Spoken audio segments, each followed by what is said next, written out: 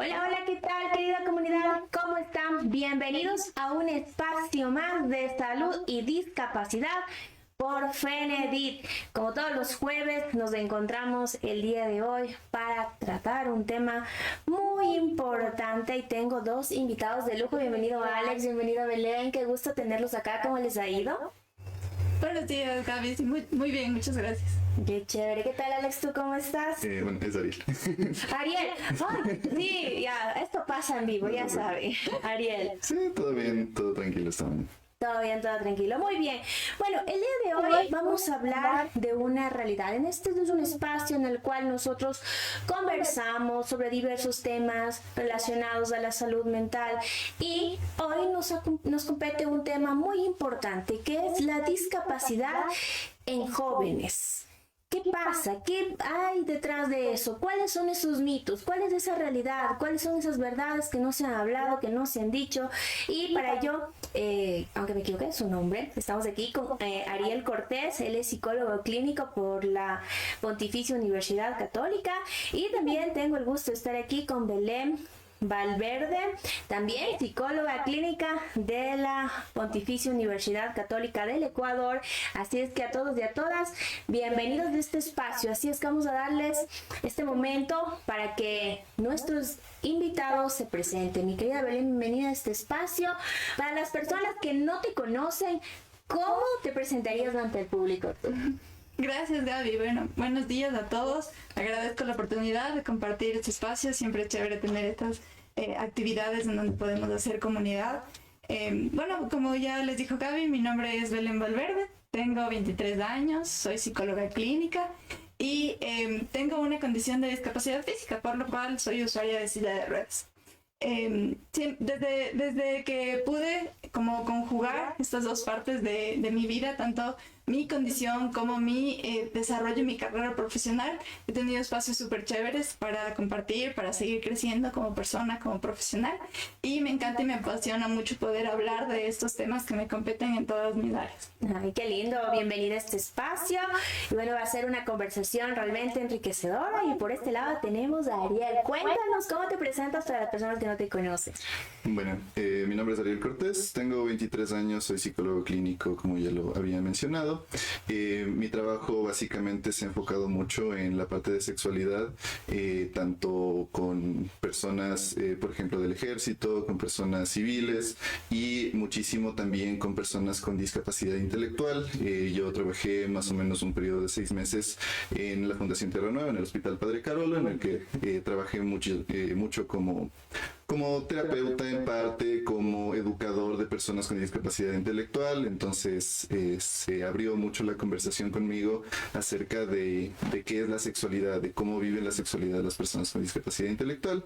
Y bueno, también el tema de discapacidad física lo tengo bastante cercano por mi vida personal.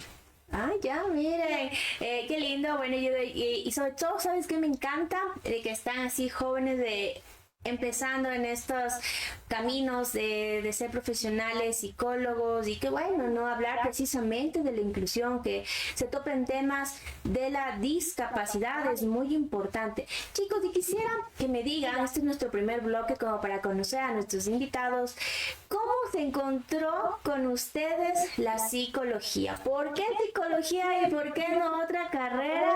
Hay un montón de ramas y precisamente ustedes optaron por psicología. ¿Cómo tuvieron ese encuentro con esta linda profesión?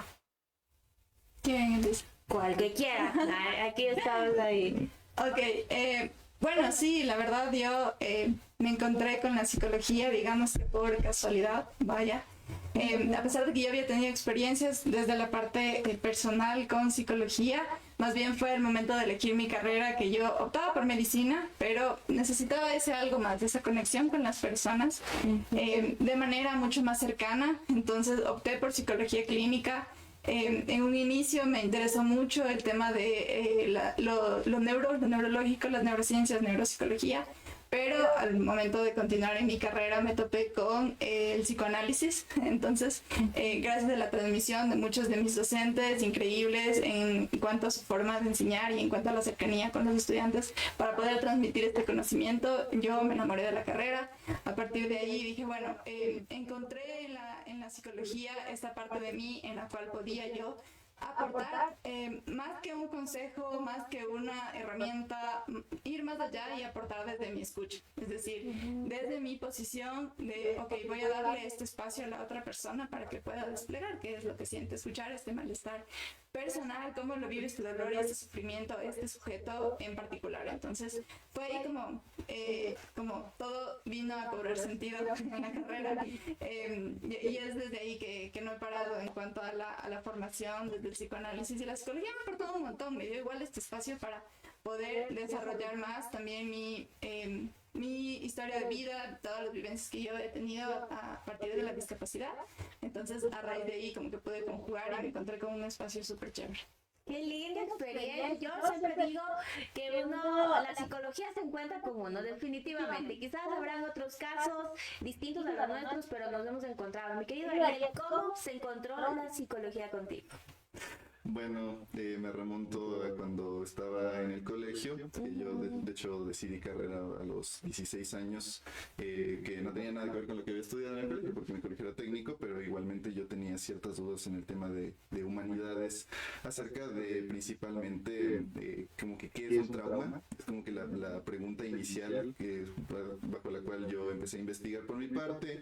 Empecé a interesarme muchísimo por la parte de psicopatología, de trastorno de personalidad, y luego ya como que se cuajó la idea de estudiar psicología. De hecho, dato curioso, los dos entramos a estudiar como 17 años. Entonces fue una decisión como que muy acertada en mi vida particularmente, lo puedo decir. Porque justamente también me topé con esta parte del análisis un poquito más allá del síntoma, sino un análisis un poco más profundo, por lo cual también estamos armando ahí un proyecto con compañeros de la universidad, de los cuales pues Belén también hace parte. Justamente enfocándonos mucho en la parte de la profundidad del ser, de lo que compone la parte inconsciente y también la parte consciente, de dónde vienen los comportamientos. Y la mayoría de mi trabajo y de mi investigación, por parte personal también, se ha dado en la parte de sexualidad, en la parte de concepción de qué es un hombre, qué es una mujer, y ciertos conceptos un poquito más allá de las concepciones generales que se pueden dar en cualquier otro espacio, y entendiendo fuera de sesgos igualmente.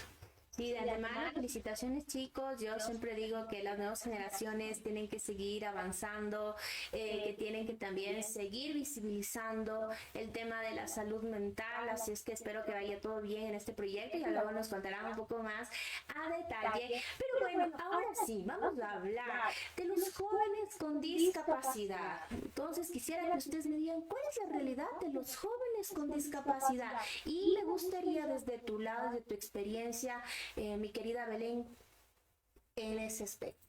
¿Cuál es la realidad?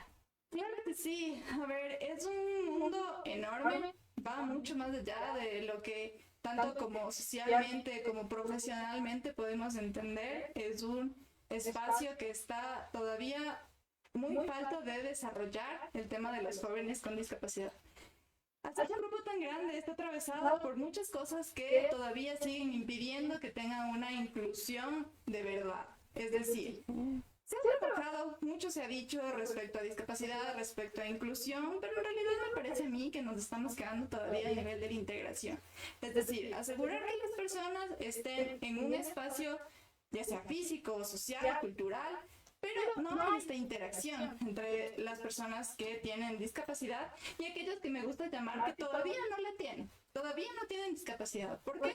Porque la discapacidad es una condición, es decir, esta noción nos permite ver que en realidad cualquier persona podemos llegar a esa condición, ya sea por cuestiones de la edad, por cuestiones de algún evento en el transcurso de la vida, por cuestiones del nacimiento, etc. Es decir, me agrada mucho más la idea de, ya que tenemos esta tendencia a clasificar que sea una persona en condición de discapacidad y aquellos que todavía no la tienen. Respecto a los jóvenes con discapacidad, al al ser un mundo tan amplio, me parece, Gaby, que en realidad, ¿qué estamos entendiendo por sujetos con discapacidad? Porque generalmente los estamos abordando a partir de la falta. Es decir, hay un grupo, hay una persona, hay un sujeto que tiene algo que le falta. Y a partir de ahí, entonces tenemos que abordar a suplir esa falta, ya sea con programas de rehabilitación, ya sea con inclusión a veces forzada en algunos espacios, ya sea con sobreprotección. Es decir, hay un componente muy grande de parte de los cuidadores, de parte de algunas instituciones, ya sea educativas, a veces incluso de instituciones de rehabilitación, como digo, y quizás en algunos casos también instituciones de abordajes psicológicos, en los cuales estamos viendo a los jóvenes con discapacidad como algo lo que hay que cuidar. Y hay que cuidar porque son débiles, son frágiles, porque hay que sobreproteger. Y aquí me parece también que entramos a veces como en una contradicción, porque si por un lado estamos diciendo que hay una mirada muy fija de la sociedad, de los padres, de los cuidadores, de muchos grupos humanos sobre los jóvenes con discapacidad, hay algo que es como que se torna en lo contrario, y es que los jóvenes con discapacidad a veces salen en el sentido de no, yo no quiero que me vean de esta manera, entonces tengo que sobreesforzarme para en realidad verme fuerte, ver como alguien que inspira, ver como alguien que en realidad invisibiliza mi discapacidad y potencia otras cosas que me hagan hacerla desaparecer. Entonces, este es más o menos como el panorama que yo he podido ver tanto en mi experiencia personal como en la atención que yo tengo a pacientes que atraviesan una condición de discapacidad que en realidad como que genera estos vacíos o a veces genera como estas incertidumbres en los jóvenes e incluso en las familias, que es ahí que tenemos un gran trabajo por Sí, bueno, ¿no? Entendiendo también que hay diversas discapacidades y a estos también se asocian muchos temas de salud mental.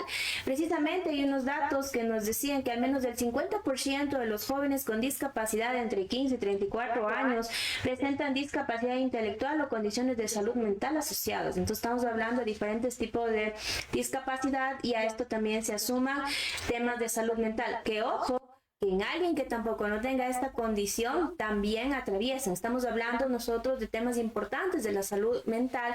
Ahora bien, para ti, Ariel, algo que siempre se escucha y es que a los jóvenes con discapacidad siempre se los ve como niños, se los empieza a infantilizar, y uno de los temas que quizás genera temor, sobre todo en padres de familia, es de hablarles o no de la sexualidad. Y en eso, en un criterio muy personal, considero que ahí se les ha anulado mucho la parte de la sexualidad, del sentir, del que también pueden tener hijos, hijas. Entonces, es como, no, este es muy niño, es cuidado. ¿Por qué? Porque hay unos mitos que escucho a veces en padres y madres de familia, y es que no, porque también su hijito le va a salir con un desperfecto. Entonces, quizás estas palabras que yo les digo suenan un poco feas y crueles, pero créame que eso es lo más sutil, porque afuera sí se dicen cosas feas. ¿Qué opinas tú al respecto de esto que acabo de mencionar? Lo que yo he visto es que se reduce a la persona a su condición de discapacidad, haciéndolo que básicamente sea su síntoma, sea su diagnóstico, digamos. Es una persona con discapacidad intelectual, es una persona con autismo grado 4, por ejemplo. Entonces, al reducir a la persona a esa condición únicamente, se está ignorando toda la naturaleza que viene consigo. Es decir, se está dejando de lado al sujeto para convertirlo en un objeto que nosotros podemos ver y que genera una reacción emocional en muchas personas de lástima, ¿ya? Entonces, si es que nosotros estamos únicamente viendo a una persona como víctima de su discapacidad, de su condición de discapacidad, no le estamos dando el lugar para que esa persona pueda desear.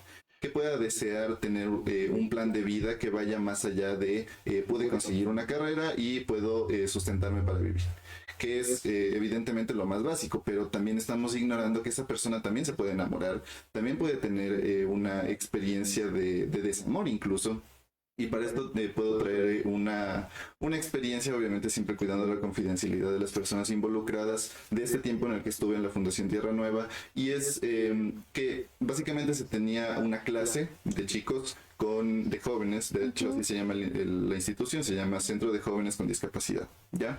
En el cual se acogen a personas, bueno, se les da educación a personas desde más o menos los 14, 13 años hasta los 20 años, ¿ya? Esa es la idea. Entonces se les dan habilidades para la vida diaria, se les da básicamente un oficio que en ese se trabaja mucho en la carpintería, se les da habilidades para que sean independientes y para que también sean personas que puedan encontrar una forma de sustentarse. Pero también se alcanza a ver en eso ciertos elementos que también se ven en personas que no están en una condición de discapacidad y que en eso sí se abre la conversación. Por ejemplo, había una chica que había entrado justamente mientras yo estaba trabajando ahí, que le escribe, incluso le imprime una carta de amor a otro de los chicos que estaban ahí. Entonces, ¿cuáles fueron nuestras indicaciones?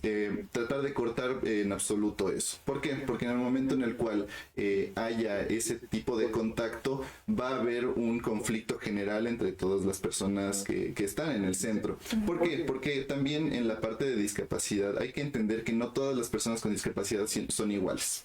Que algunas personas tienen, por ejemplo, una falta de censura completa en cuanto a hablar de temas de sexualidad y otras personas tienen una restricción prácticamente angustiante y completa cuando se tratan estos mismos temas. Entonces, cuando se trabaja el tema de sexualidad principalmente y de plan de vida con las personas con discapacidad, hay que considerar también cómo esta persona puede tolerar ciertos temas y hacer una conversación personalizada para que pueda entenderlo. ¿Por qué? Porque son personas que, si bien se les infantiliza, su cuerpo también tiene las hormonas de una persona de su edad. Claro. Es decir, estamos tratando de educar a personas que tienen un nivel de educación, digamos, básica en estos centros de educación, pero que también presentan deseos e intereses de personas propias más de su edad. Por ejemplo, si tiene 18 años, va a tener las hormonas y la sexualidad, y va a querer vivir su sexualidad como una persona de 18 años que no está en una condición de discapacidad. Entonces, si reducimos a la persona únicamente a su condición, estamos limitando lo que puede ser incluso en su vida y lo que puede llegar a desear, coartándole básicamente la libertad para que pueda hacer de su vida lo que desee. Claro, y sabes que eso sí es importante, sobre todo considerar estos elementos, ¿no? Sobre quién y cómo yo abordo esto, ¿no? Cuando nosotros no tenemos el conocimiento necesario para abordar, sí puede terminar siendo contraproducente, porque, ojo, no nos podemos tomar ni muy de la ligera ni tampoco muy radical, y eso también aplica en la parte de la situación evolutiva, la condición evolutiva del ser humano, como tú decías, de esta parte biológica, esta parte natural de la necesidad que tenemos o hemos pasado también todos los seres humanos, ¿no? Que es esta parte biológica.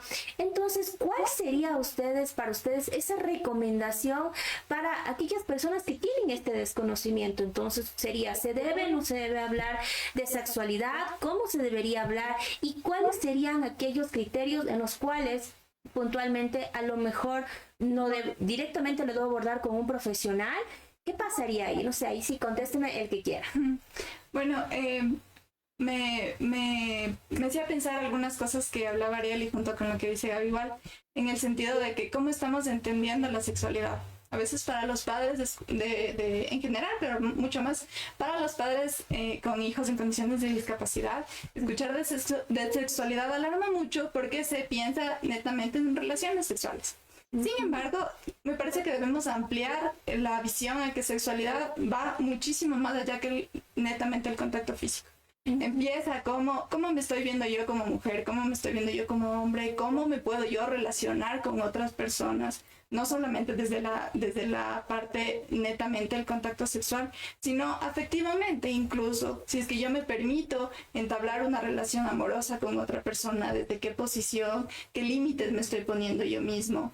Todas esas cosas ya tienen que ver con la sexualidad. Entonces, para los padres, inclusive, me parece que convendría un punto muy especial y muy chévere que podrían, para empezar a abordar este tema, es evaluar sus propias creencias, sus propios prejuicios respecto a la sexualidad. Porque, ojo, la sexualidad no es solamente un tema que ha sido tabú para las personas con discapacidad, sino en general para el público, para toda la sociedad. Entonces, ¿desde qué creencias estoy yo escuchando la sexualidad que estoy viendo que está floreciendo en mí? desde qué visión estoy yo tomando quizás de lo que a mí me enseñaron y yo creo que está bien y que está mal. ¿Y por qué me angustia tanto hablar de sexualidad si es algo tan general que nos lo atraviesa a todos con esta persona? ¿Cómo le estoy viendo también a mi hijo, a quien yo estoy cuidando? Sí, lo estoy viendo como un ser que está despojado netamente de su sexualidad únicamente por mantener una condición de discapacidad. Entonces, me parece que el trabajo empieza desde los mismos cuidadores, desde los mismos padres, incluso desde los profesionales. Es decir, todos los profesionales que aborden o que acompañen a una persona en condición de discapacidad. Estoy hablando médicos, nosotros mismos como psicólogos, fisioterapeutas, es decir, todos los profesionales, cómo estamos viendo el tema de la sexualidad. Y por supuesto, si en el momento en el que evaluamos decimos, bueno, quizás para mí es muy difícil despojarme de todo esto, estoy haciendo un trabajo, pero al mismo tiempo necesito acompañar a esta persona, quizás busco a alguien que esté, quizás que tenga más experiencia, algún tipo de ayuda profesional, que me diga, bueno, tanto para guiarme yo mismo como para poder acompañar a esta persona que no por tener una condición de discapacidad netamente pierde estos derechos, vamos a decirlo, como sujeto y como ciudadano.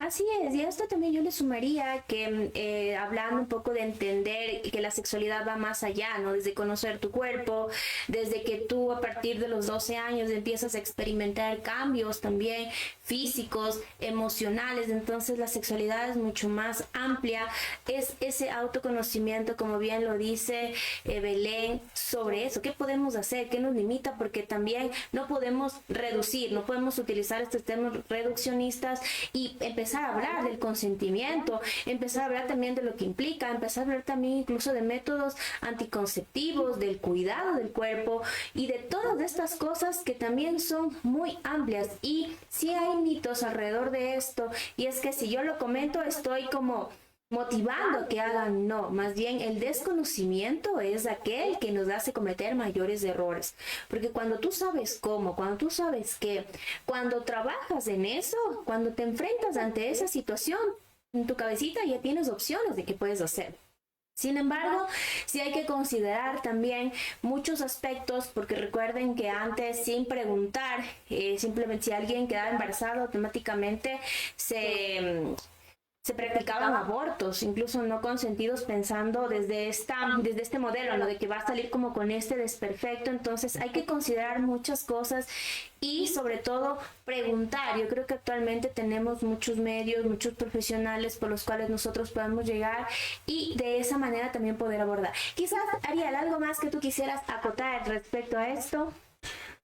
Justamente tratando el tema del consentimiento, como digo, mi trabajo ha sido más con discapacidad intelectual, pero igualmente hay que ver la parte en la cual la persona tiene la facultad para consentir tener un contacto sexual con otra persona, y si es que ese consentimiento puede ser, puede dar pie a que por la falta de conocimiento se vulnere su integridad física. Entonces, el no hablar de sexualidad, especialmente por parte de los padres, sea con personas con discapacidad, sea con menores de edad en su crianza, o sea con personas ya adultas cuando están armando su plan de vida, el no hablar de sexualidad, el limitar la conversación acerca de la sexualidad, provoca un riesgo de que esta persona no pueda establecer los límites suficientes con respecto a su cuerpo y que se vulnere su integridad física, como lo digo.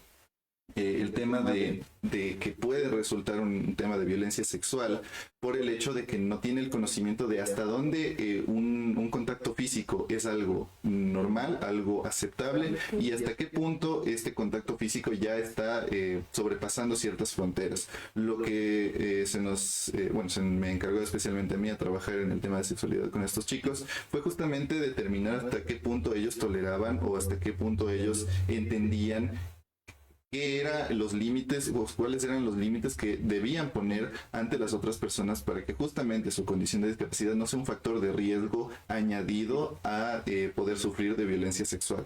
Entonces, no solamente es una cuestión de hablar de sexualidad como sexo, es una cuestión de hablar acerca de, por ejemplo, identidad de género, de roles de género, hablar de el consentimiento, hablar de el cuidado de uno mismo, hablar de quién soy yo en este mundo, quién soy yo como hombre, quién soy yo como mujer. Entonces, el poder acercar la conversación en un lenguaje en el cual las personas con discapacidad intelectual puedan entenderlo y puedan comprenderlo tal como se lo quiere comunicar, es un trabajo muy importante, como lo había dicho Belén, desde los cuidadores, desde las personas que están encargadas de su cuidado, porque vamos a analizar esta palabra de cuidador, alguien que cuida, alguien que es responsable del cuidado de una persona. Y hasta qué punto también llegan los límites de ese cuidador, porque evidentemente la persona con discapacidad también se merece tener su parte de intimidad, también se merece tener sus entornos en los cuales se desenvuelve sin la observación constante de los cuidadores,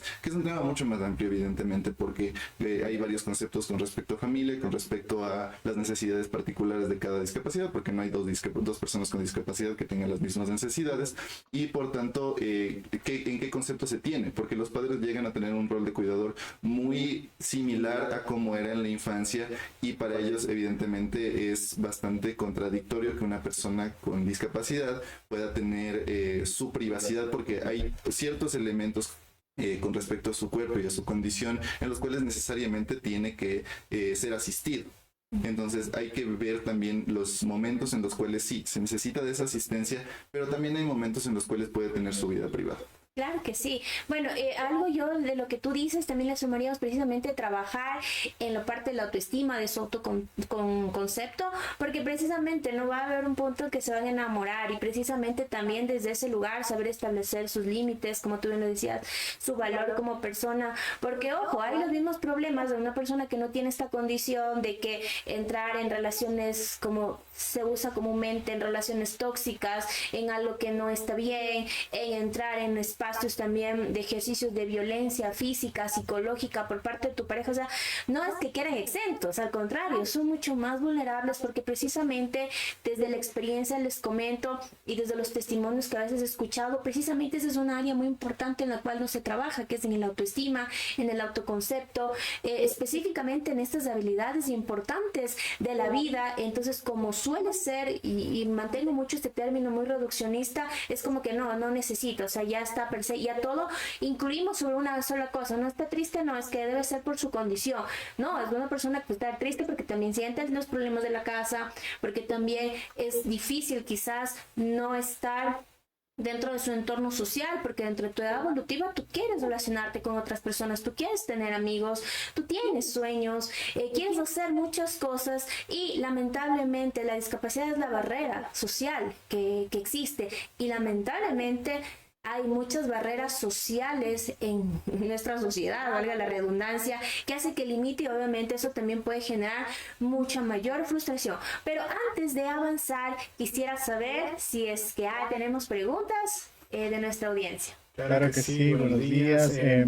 Saludamos primero a Felicidad Delgado desde Jaramicó, Hola, hola. Viri Carvajal de Ventanas, Hola. Yesenia Fletcher desde Bahía, Sofía de Macas, Soraya de San Antonio de San Antonio de Ibarra, Priscila de Rocafuerte. También tenemos saludos de Melania Zambrano de Quirindé, de Cataleya de Adisroca Malaví, de Guayaquil. Tenemos dos inquietudes. Bueno, uno que nos dice: mi consulta, ¿cómo poder ayudar a un compañero que tiene 35 años de discapacidad física y un poco de habla? Al conversar con él, solo vive quejándose que quiere tener novia, que nadie le quiere y que a veces ya no quiere vivir. Yo me siento impotente al no poder hacerlo. Entender, no sé qué hacer. Eso nos pregunta. ¿Qué nos podrían decir ustedes?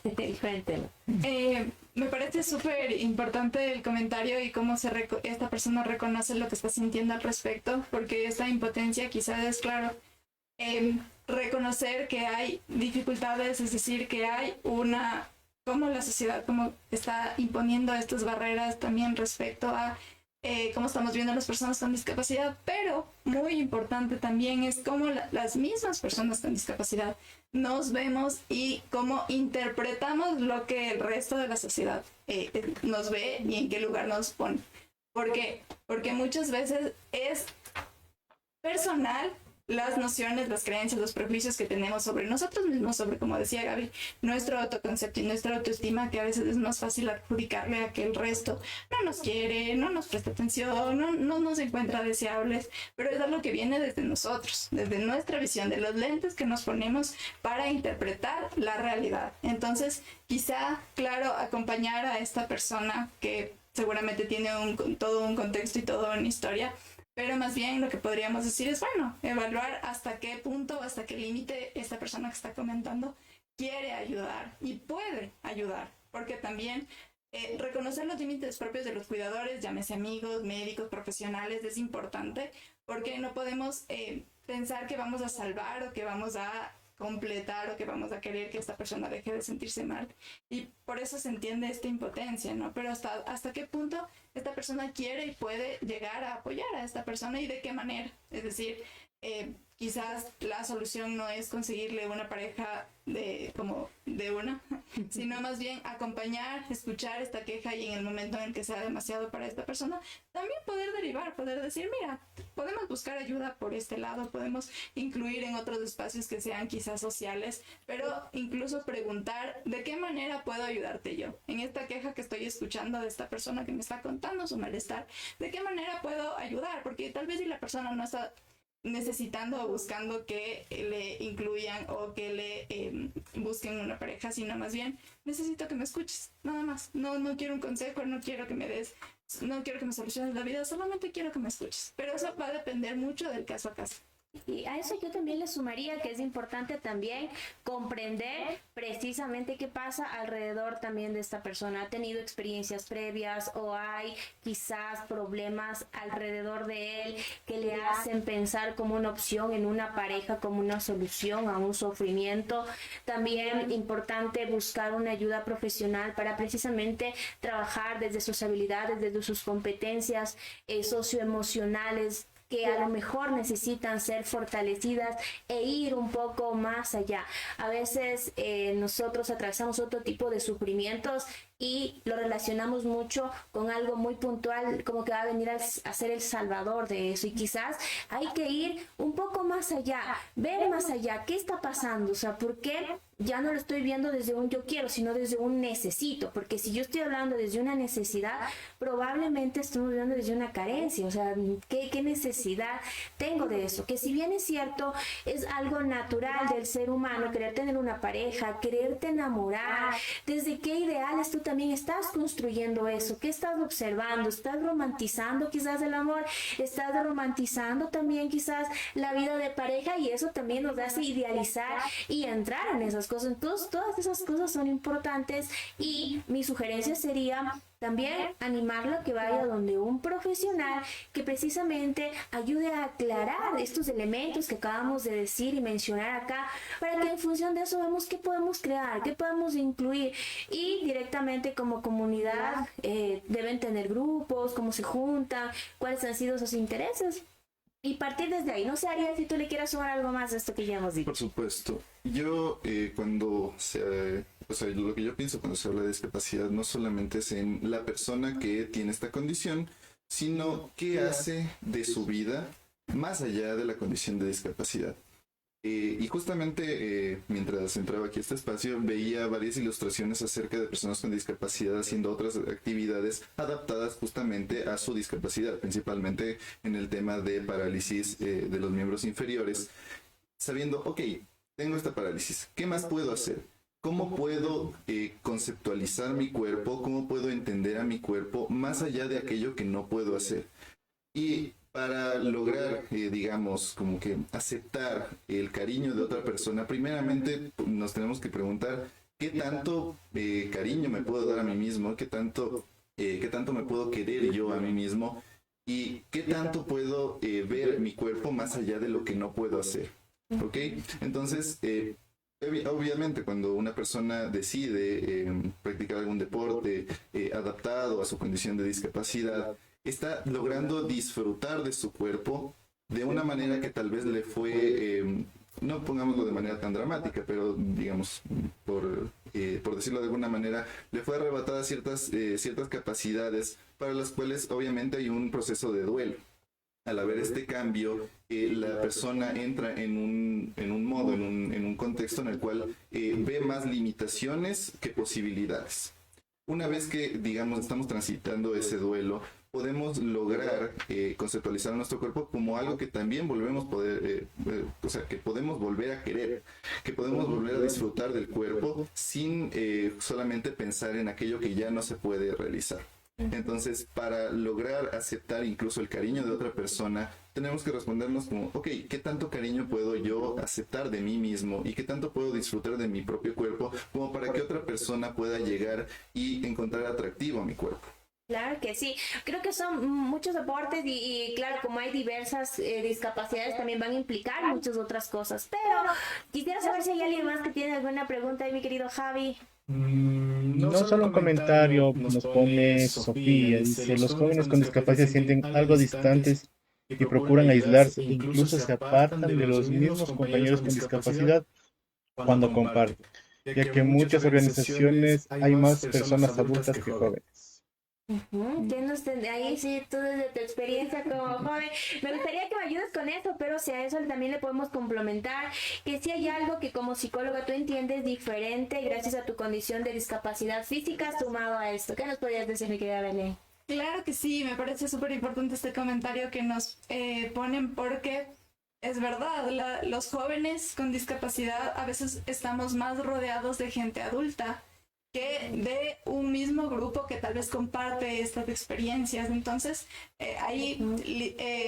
básicamente desde una experiencia propia, a mí me fue como bastante complicado el decir, bueno, ¿cómo me relaciono con otras personas que también tienen una discapacidad que podemos llegar a ser comunidad? Más allá de comparar historias, más allá de querer como formar un grupo en el que solamente hablemos de discapacidad, que es como usualmente se piensa estos espacios, es decir, bueno, ¿cómo hacemos comunidad para entender una situación que tal vez nos atraviesa a todos y que tiene sus particularidades igual para cada uno? Ahí entonces formé un grupo de jóvenes mujeres que viven con una condición de discapacidad y ha sido muy chévere ver cómo podemos de esta manera compartir experiencias, ayudarnos en algunas cosas que quizás sí nos entendemos un poco más allá que otras personas que intentan ayudarnos, precisamente porque somos un grupo de jóvenes que estamos atravesadas por problemas más o menos relativamente comunes. Lo mismo pasa con los niños, o lo mismo pasa con los adolescentes que tienen una discapacidad. A veces encontrar un grupo de personas con la misma edad que compartan como los mismos problemas, adolescentes, por ejemplo, o los mismos niños que quieren jugar con otros, y a veces los niños como que tienen este miedo de cómo acercarse, de cómo incluirle a esta persona. Entonces los mismos adultos a veces lo que hacemos es como que no, mejor no juegues porque te vas a lastimar, o mejor no salgas porque tal vez los demás te van a herir, o los demás como que te van a apartar y te vas a sentir aislado. Entonces lo que hacemos es como empezar a aislarles y eso inconscientemente se va introyectando. Entonces es decir, ya no necesito que alguien afuera me excluya, yo mismo me excluyo porque tengo miedo a que pasen este tipo de cosas. Entonces quizás precisamente como psicóloga, y respondiendo a lo que decía Gaby, lo que me ha parecido chévere en mi desarrollo profesional es poder juntar todo esto. Es decir, ¿cómo puedo aportar yo como psicóloga para abrir estos espacios y decir, bueno, ¿qué podemos hacer aquí que no sea netamente hablar de discapacidad, sino más bien hablemos de cómo nos relacionamos con otras personas que tienen quizás una discapacidad distinta a la nuestra, pero que hay un lenguaje que nos atraviesa a todos? Entonces, ese es como que el aporte que yo he podido. Tengo pacientes a los que acompaño y escucho que viven sus condiciones de discapacidad obviamente distintas a mi vivencia, pero que puedo tener una noción de, es decir, estamos de alguna manera hablando un lenguaje incluso medio inconsciente compartido. En ese sentido que podemos decir, ok, ¿qué creamos en este espacio que sea ir más allá de la discapacidad? ¿Qué podemos hacer para que se vean esas particularidades que te hacen persona? Es decir, antes de tener una discapacidad eres una persona.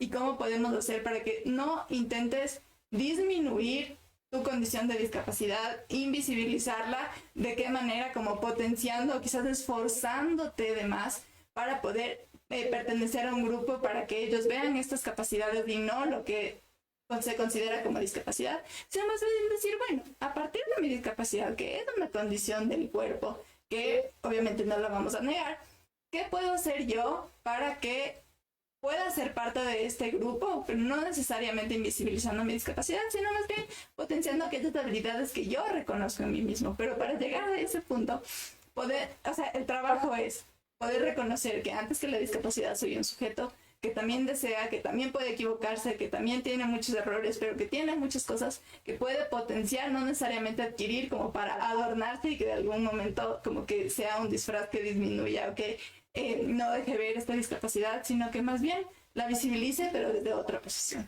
Sí, me parece muy acertadas sus palabras, pero a esto también le sumaría, si como adultos estamos viendo que esto está pasando en nuestros jóvenes, ¿qué estamos haciendo? También sería la pregunta, ¿no?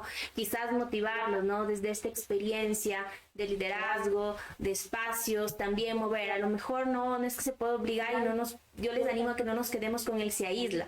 Y es como ponerle y centrarle el problema únicamente quizás a esa persona, sino también de qué otra manera como adultos nosotros también podemos empoderar a estas personas. Y yo soy fiel creyente de que digo que la colectividad, a veces a lo mejor no tengo yo un colectivo creado o un grupo, sino más bien buscar, intentar que se junten, intentar crear también estos espacios para los jóvenes, de intentar crear estos proyectos, sobre todo desde los adultos, o sea, desde los adultos, a ver qué pasa, busquemos más gente, más grupo, más gente, a ver qué podemos hacer, y también quizás animar a las personas que un poco se aíslan, a ver también cómo los empoderamos para que también puedan buscar y generar estos grupos, porque son importantes. A veces nos quedamos en que simplemente se aíslan y nosotros decimos ya es porque quiere y no es así. Entonces quizás desde esa experiencia ir un poco más allá. Cuéntanos, mi querido Javi. Tenemos más preguntas, excelentes temas. Tengo una pregunta. Soy madre de 3 hijos varones y no sé cómo abordar el tema de sexualidad con mis hijos. Se me dificulta mucho porque con mis padres nunca hablamos del tema cuando yo era joven y veo que es tan importante hablar del tema, pero no sé cómo hacerlo. Mi hijo mayor tiene ya 17 años y me gustaría saber cómo puedo hablar con él para que él tenga confianza en mí. Mis hijos no tienen discapacidad, pero yo sí, y como madre se me hace difícil. Y de otro temita dice, buenos días, nosotros los docentes que trabajamos con grupos de 35 a 40 estudiantes incluido en este grupo contamos con 2 a 3 estudiantes con necesidades educativas específicas. ¿De qué manera podemos lograr una integración efectiva que entre todo el grupo,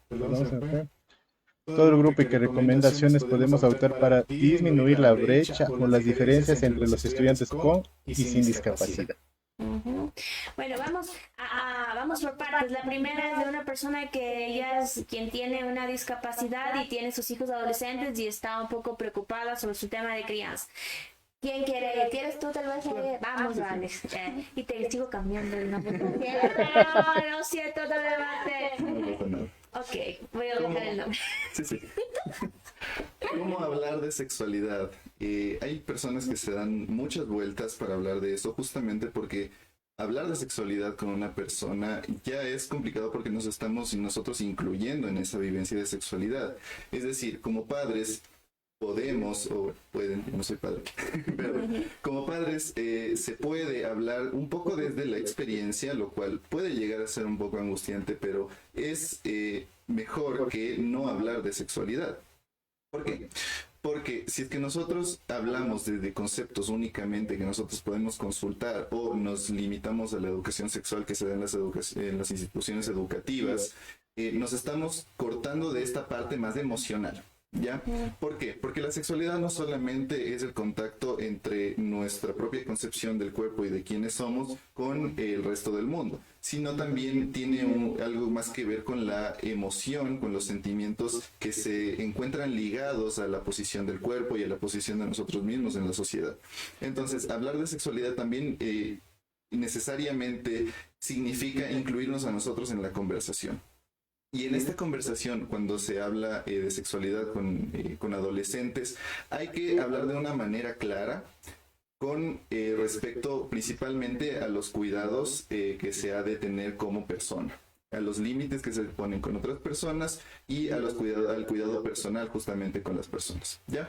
Entonces, la educación sexual en las instituciones educativas justamente ha ido evolucionando, si bien en la época, por ejemplo, de mis padres no era común hablar de sexualidad, y en la mía, por ejemplo, que yo me eduqué más o menos en los años 2000, antes del 2010, en la escuela primaria, quiero decir, desde ese momento ya se incluyó una parte de educación sexual. Entonces, hay que ver primeramente, en el caso particular de esta persona que comenta, qué conceptos ya tienen y qué entendimiento tienen acerca de lo que es la sexualidad y qué nosotros podemos complementar, qué nosotros podemos aportar.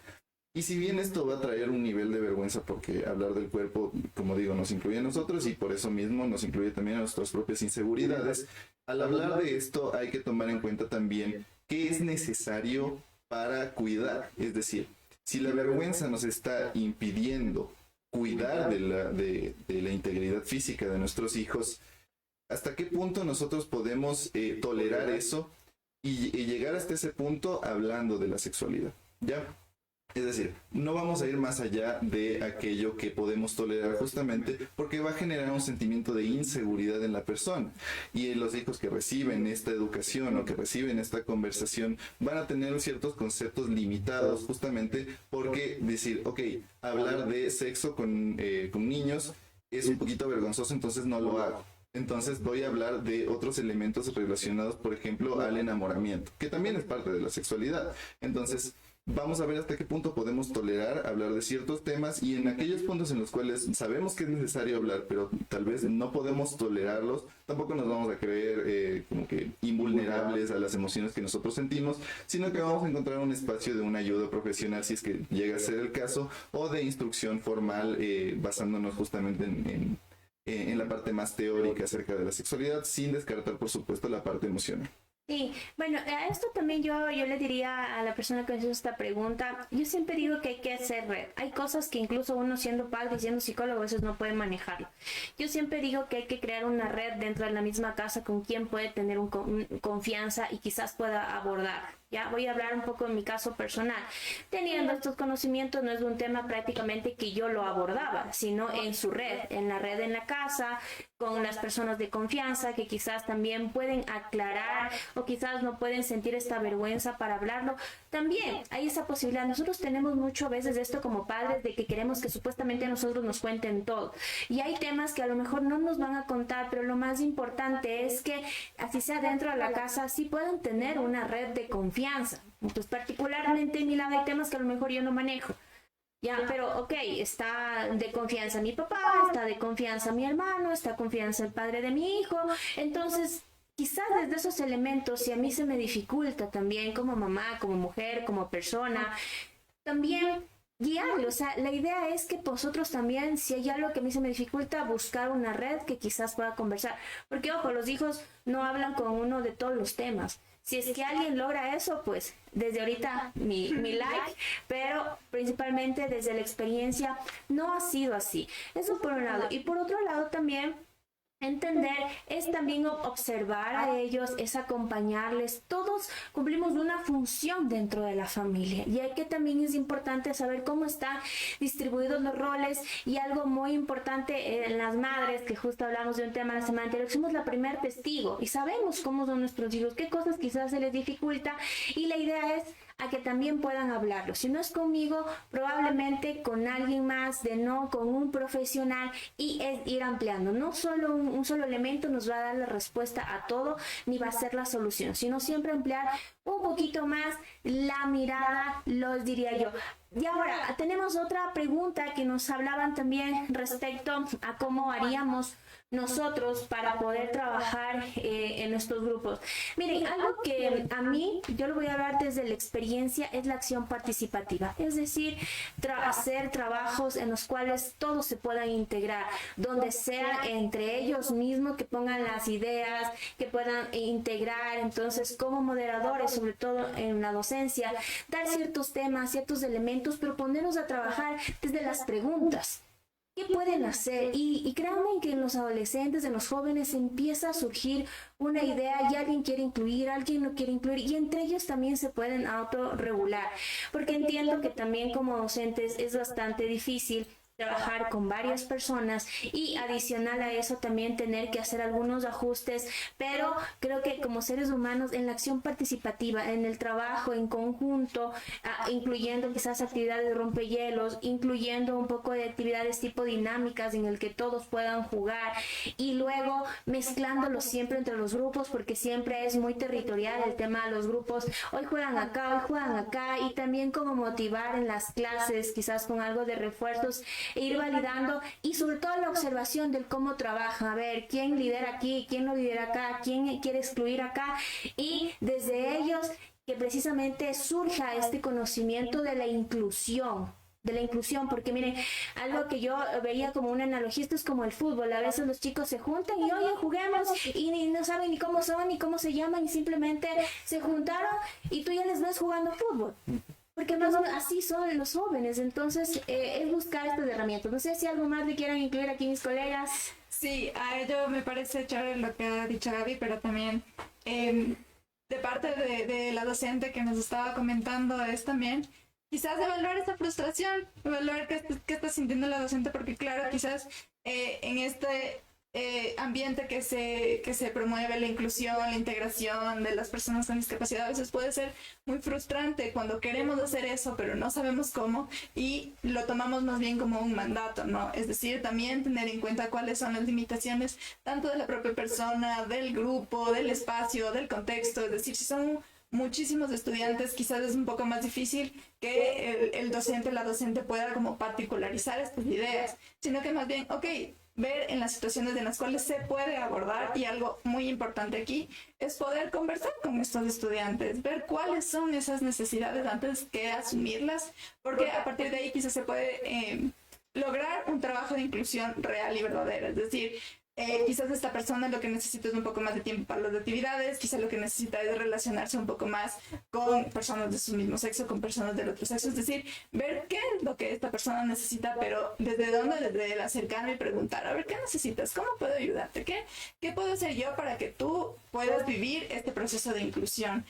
Como decía Gaby, quizás acercarse, proponer estas actividades en donde no sea yo te voy a hacer porque esto te va a ayudar a ti a incluirte, sino más bien hagamos esto. ¿Qué tal? ¿Cómo te fue? ¿Qué te parece? Entonces, desde este abordaje, decir, bueno, ¿qué estamos haciendo? ¿Qué podemos incluso trabajar con los otros niños? Porque tampoco se trata solamente de que este es el niño problema porque no se puede incluir. Entonces, tengo que llenarle de herramientas a esta persona para que pueda incluirse al grupo, sino también en el grupo, cómo estamos teniendo en cuenta el proceso ya sea de discapacidad o cómo estamos entendiendo la necesidad que este compañerito de clase que tenemos necesita. Entonces, a raíz de ahí decir, bueno, ustedes, por ejemplo, pueden ayudarle de esta manera a esta persona a sentirse incluida. Teniendo en cuenta que no en todas las actividades se va a lograr una inclusión perfecta y que también eso es un porcentaje que se puede ir regulando y que tiene que lidiarse con esa frustración, porque quizás en ese intento de conseguir que en todos los espacios haya una inclusión, en realidad puede estarse desgastando la persona, puede estar generando más tensión en el grupo y es algo que no queremos. Entonces, inclusive empezando desde las mismas limitaciones, desde las creencias, desde lo que los docentes están viendo a partir de la discapacidad o de la necesidad, cómo están entendiendo eso. Y un tema súper importante también es no creernos héroes, ¿no? Es decir, el docente no puede trabajar solo si quizás en la casa no hay este apoyo a partir de las necesidades que tiene el niño, si es que no hay un apoyo de la institución que le permita realizar otras cosas que sean fuera como que de la estratégica superpedagógica dirigida que hay a veces en muchas instituciones, o si es que hay necesidad de complementar esta ayuda con un apoyo de otra índole, quizás sea psicológico, psicopedagógico, educativo, es decir, no creernos que en nuestras manos como docentes o como profesionales de cualquier área está el resolverle la vida a esta persona, sino qué redes yo, como decía Gaby, qué redes yo puedo, de las cuales yo me puedo servir para poder entre todos construir esto, porque evidentemente la discapacidad y todas las personas nos construimos en sociedad y necesitamos que sea esa sociedad la que nos pueda ayudar a incluirnos en estos grupos. Sí, y algo muy importante que justo lo hablaba en estos días es ese cuidado que también hay que tener a nivel individual, mis queridos docentes. Les extiendo un caluroso y afectuoso saludo y mi admiración por todo el trabajo que ustedes hacen. Son los que educan, también los que enseñan, los que están ahí presentes con tantos estudiantes. Yo hablaba esto con un profe el otro día y decía, son esa semilla y las cosas que se siembran y hasta donde ustedes puedan hacerlo, porque si no luego termina esto frustrándonos. Entonces también tenemos que cuidarnos. Recuerden que así sea un pedacito, no es la cantidad, sino es la calidad con la cual usted trate de llegar a esa persona. Entonces, mi admiración y mi abrazo por tan lindo trabajo que realizan los docentes, así es que eso, hay unos que nos han marcado también mucho. Bueno, no sé si hay algo más también por ahí, porque ya casi vamos a nuestro cierre. Bueno, chicos, quizás algo más que ustedes quisieran incluirle dentro de este espacio, que ha sido quizás lo más difícil para ustedes que han tenido esta experiencia de trabajar con discapacidad. ¿Qué ha sido lo más difícil para ti, Ariel? ¿Lo dije bien? ¿Qué ha sido lo más difícil? Generalmente, como nosotros trabajamos con el lenguaje, nosotros trabajamos con la palabra de la persona, ha habido ciertas dificultades cuando este se ve truncado por la condición de discapacidad, por algún daño neuronal adquirido o por alguna cuestión congénita. Entonces, lo más complicado que yo puedo identificar ha sido encontrar otras formas de comunicación, otro lenguaje, que no es lo mismo que lengua, otro lenguaje en el cual poder tratar con una persona que tiene discapacidad. Es decir, hacer la adaptación propia del profesional para poder trabajar con un público con el cual no está preparado de buenas a primeras. Porque en las instituciones educativas, en la educación superior principalmente, se nos prepara para trabajar con personas que no tienen una condición de discapacidad, que pueden hablar sin ningún problema, por ejemplo, especialmente en la parte psicológica. Y en la parte médica también puede ser que no se dé toda la importancia del caso a poder adaptar del todo la atención a una persona que tenga una condición de discapacidad, principalmente en la parte intelectual, porque el lenguaje es la manera en la cual nosotros nos relacionamos, nos comunicamos y con la que trabajamos muchos de los profesionales. Entonces, encontrar otras formas de comunicación ha sido en su momento retador. Sin embargo, es algo que se va adquiriendo con la experiencia, es algo que se va adquiriendo incluso con el término de transferencia con la persona, armar esta relación terapéutica con la persona y encontrar estas formas de comunicación en las cuales va a ser más efectivo y más personalizado, e incluso le vas a sentir más integrado e incluido en el espacio en el cual se encuentra. Para el tema de educación igualmente no es lo mismo, incluso si no hay una condición de discapacidad, un poquito volviendo a la pregunta anterior, cada persona tenemos habilidades diferentes. Hay personas que son un poquito más físicas, otras personas que tienen un pensamiento más abstracto, otros más complejo, más concreto. Entonces, encontrar maneras de las cuales nosotros nos podemos comunicar ha sido como que algo que se va adquiriendo más con la experiencia, que no viene de buenas a primeras desde la instrucción formal. Así es, esto es un tema bastante amplio y largo para hablar, y vamos a tener otros espacios, porque les cuento que ha habido la invitación aquí con Belén y más o menos una vez al mes ella va a venir acá y vamos a seguir planteando temas. Así es que, querida comunidad, si usted tiene alguna duda, alguna inquietud, por favor, háganos saber. Escríbanos de aquí a FENEDID y hasta se me ocurre este momento poder sacar hasta un taller con esas preguntas puntuales de manera virtual con ustedes, para poder también nosotros aportar. Recordemos que este es un espacio para aportar con lo poco o nada de conocimientos, porque lo estamos construyendo aquí también. Y así como nosotros compartimos algo de ese conocimiento, también el que ustedes nos dan saber cuáles son esas dudas son realmente importantes. Y bueno, ya estamos llegando al final de nuestro podcast, así es que vamos a ir cerrando ya. No sé si no tenemos nada más ahí de preguntas o algo. ¿No? ¿Preguntas? No. ¿Pero preguntas? No. Y bueno, ahora sí vamos con los mensajes finales para ustedes. Y bueno, de mi lado siempre sí agradecerles, mi querida Belén. Así es que este espacio es tuyo. Cuéntanos de tu proyecto y un mensaje final. Gracias, Gaby. Sí, justo como estábamos hablando, junto con Ariel y otros colegas más de la universidad, estamos creando un proyecto. Lo hemos denominado Instituto de Psicología Profunda. Está pensado para ser un espacio otro en el cual podamos construir una comunidad como desde la raíz de la psicología del inconsciente. Es decir, todos temas que nos atraviesan a todos como sujetos humanos para poder entenderlos desde la raíz. Una profundidad en cuanto a un análisis de cómo nos hemos estructurado como personas, cómo podemos ir más allá de los síntomas, por qué hacemos lo que hacemos, encontrar quizás herramientas que sean más subjetivas a ese malestar que es propio de cada persona. Cada persona vivimos nuestro sufrimiento de manera distinta y lo que nosotros queremos aportar con este espacio es precisamente eso. Una escucha a otra que pueda ir más allá de las convenciones sociales, que pueda ir más allá de lo contemporáneo que nos exige lo inmediato, lo preciso, lo rápido, lo que nos venga a solucionar el problema ahora. ¿Para qué? Para ser productivos. Entonces, en este espacio lo que queremos apostar es decir, bueno,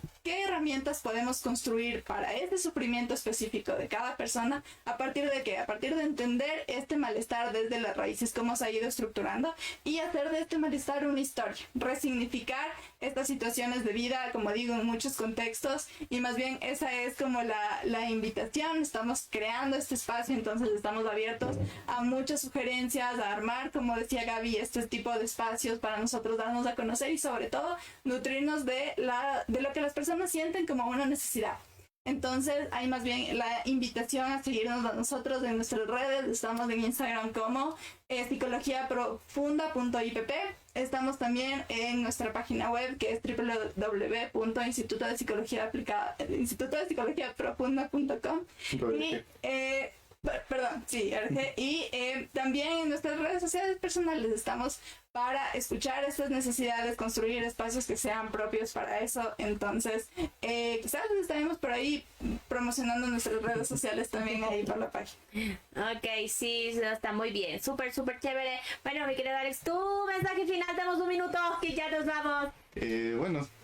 También como parte del instituto, no solamente estamos en la parte de atención a pacientes, sino también en la parte de formación. Entonces, para personas y profesionales de otras áreas y de otras ramas, las cuales se pueden ver beneficiadas por tener una concepción un poquito más amplia de lo que es la mente, también estamos nosotros cubriendo ese nicho en la parte de educación y de instrucción de profesionales, aun si no son psicólogos. Muy bien, lindo, ha sido un espacio maravilloso, mi querida comunidad. También, por favor, si usted quiere más contenido, sígame en Cápsulas de Bienestar Psicológico, Cápsulas BPI, o como psicóloga Gabriela Caiza. Así es que me escriben con toda confianza y les incluyo en un canal donde también comparto información súper valiosa respecto a temas de salud mental. De mi lado nos vemos el siguiente jueves. Les deseo que tengan un lindo fin de semana. Les abrazo, mi querida comunidad, y gracias por conectarse. Que estén muy bien. Hasta pronto. Nos vemos. Chao, chao. Gracias.